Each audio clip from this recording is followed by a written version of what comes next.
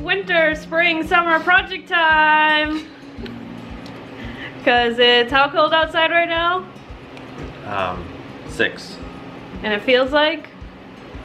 Colder than that. Alright, good. Thank you, Weatherman Steve. So, we are coming up on maple syrup weather. And we are doing it this year. We are committed. We are not going to do it halfway through. We are going to do it when it starts. And we are going to do it with a barrel stove boiler. A 55-gallon drum. A maple syrup evaporator. Yeah, if you want to get technical, that's what it's called. So we're going to do that this year to be more efficient instead of last year. I'll insert a picture on either side here of what we did last year, which it worked, but not really. It worked fine. It just took 28 hours. A lot more effort and a lot of boiling over. Yeah. So, wasted product. And when you only get about 1% of what you boil, pretty much. Yeah. So this year, more efficiency. So. Hopefully. So Steve got a 55-gallon drum. And he got a, what's it called? Camp stove? Camp stove kit from Amazon. This is the grand standard, I guess, what everyone uses on YouTube's and every other forum you're ever gonna find. They use this kit from US Stove Company. It was like $35, $40 on Amazon. Came with the door and the brackets for the feet and the chimney flue damper.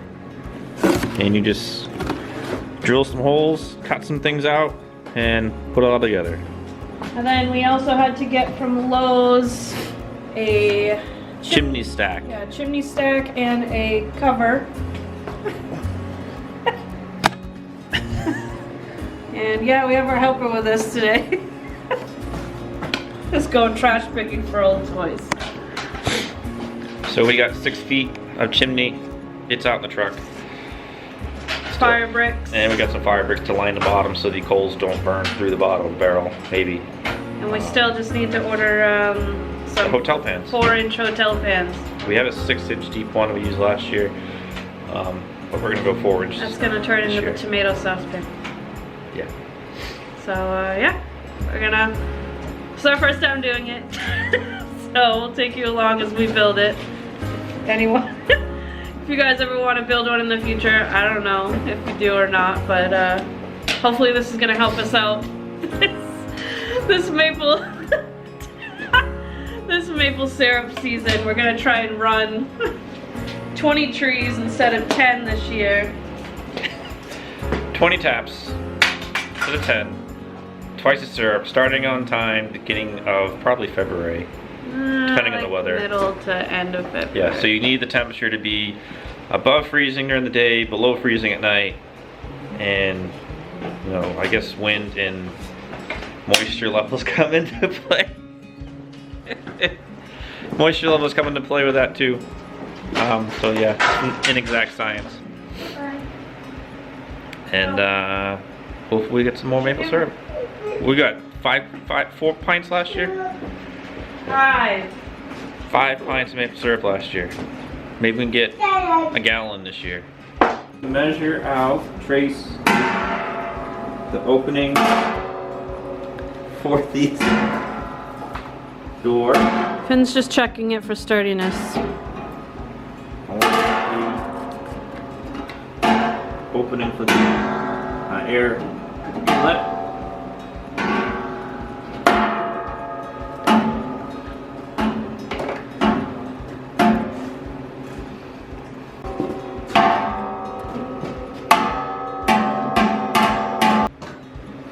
All set?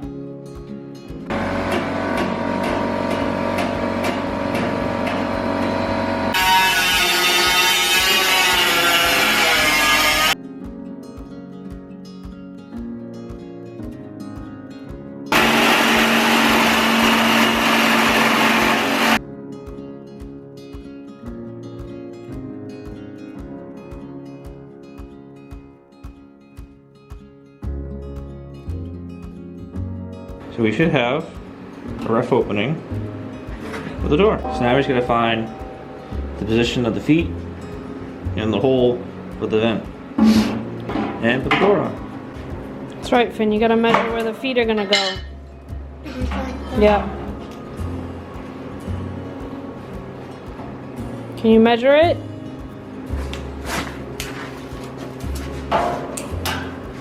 Oh, good job.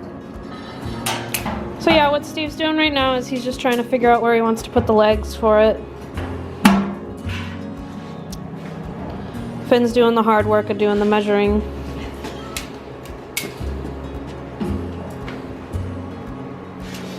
Finn, how long is it? Yeah? Okay. Good. So Steve's just marking on the bottom where he wants the legs to go with a marker, so when he flips it, he knows where he's going to be drilling. Good job. It's a nice hole.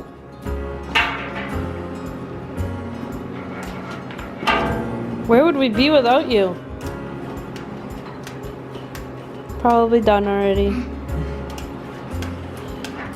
On vacation somewhere warm. That is funny, huh? Alright, bud, look out.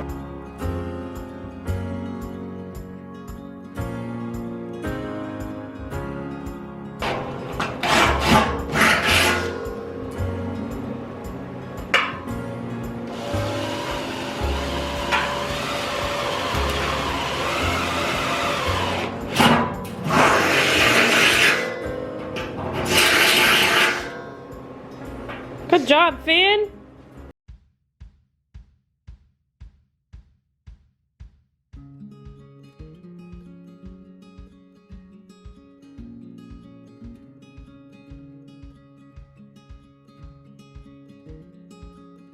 This is a titanium coated steel bit, and this one is, which is 1/4 inch.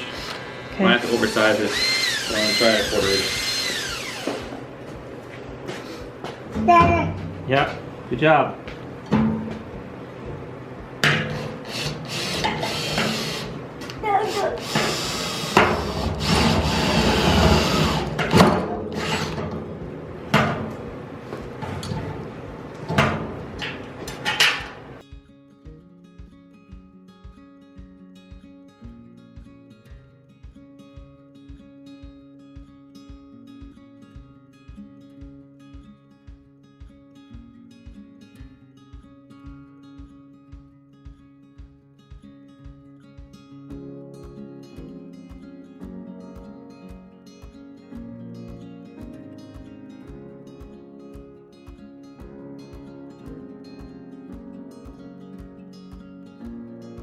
So we took a file, and since your arm is going to be going in here, throwing wood, whatever, file down the sharp edges.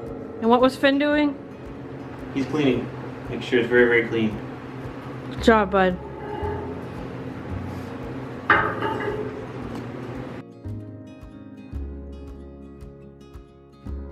We got the door on.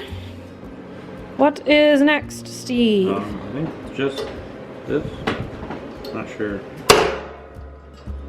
This guy goes there.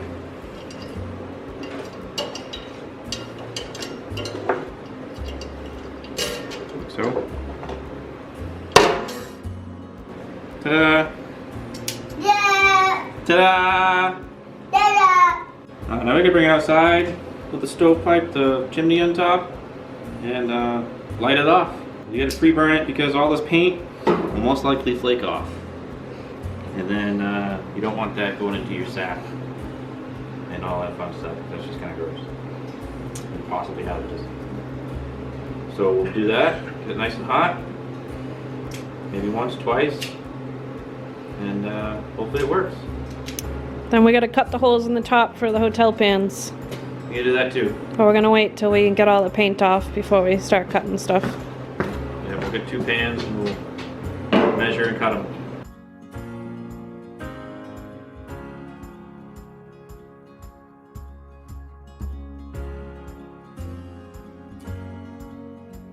I don't know where we left off. on this build. But now I've added a bunch of fire bricks on the inside. Wrapped a third of the way up the side or so. So it'll keep the heat going up instead of radiating down. And then it'll add more heat going up to the pans. They're not a perfect fit, but it's not really a real stove, so it'll be good enough. And what did you use to hold them in place? Used, fire bricks from Lowe's, and there's a high temp mortar caulking.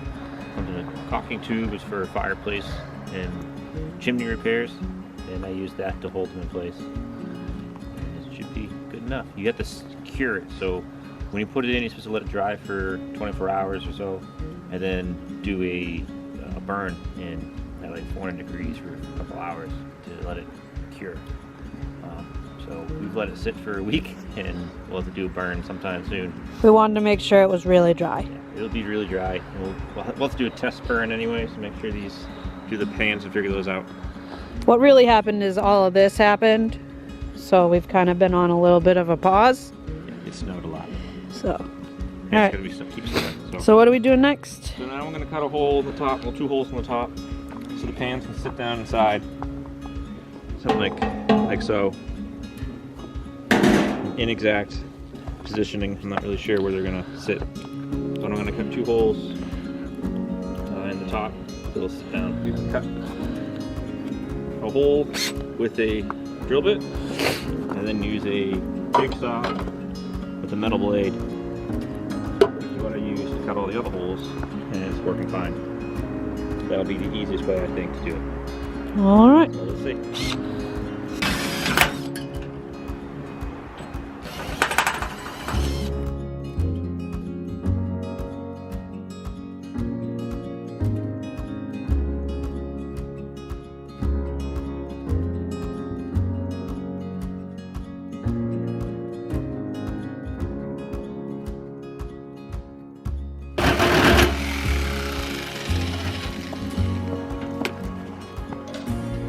Saw upgrade.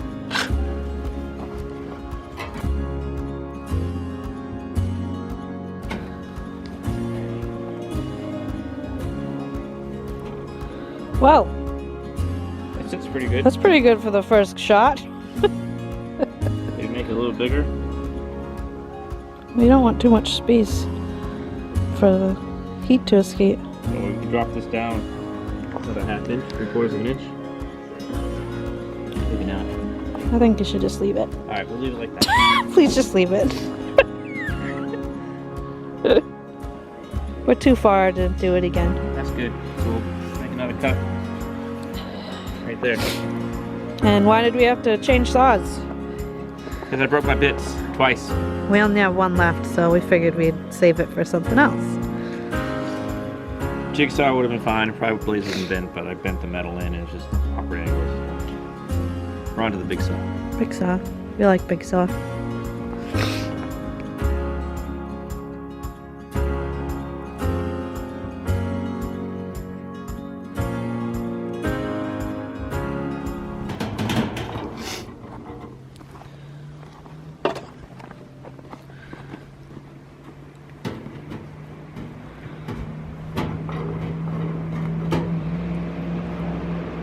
Not too bad.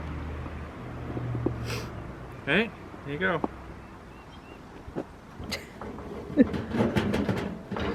Our stack fell down while Steve was cutting it off. Needed to take a nap. So that's it, right? I think that's it, yeah. Now I just need it to be above freezing during the day and freezing at night. We can start tapping some trees.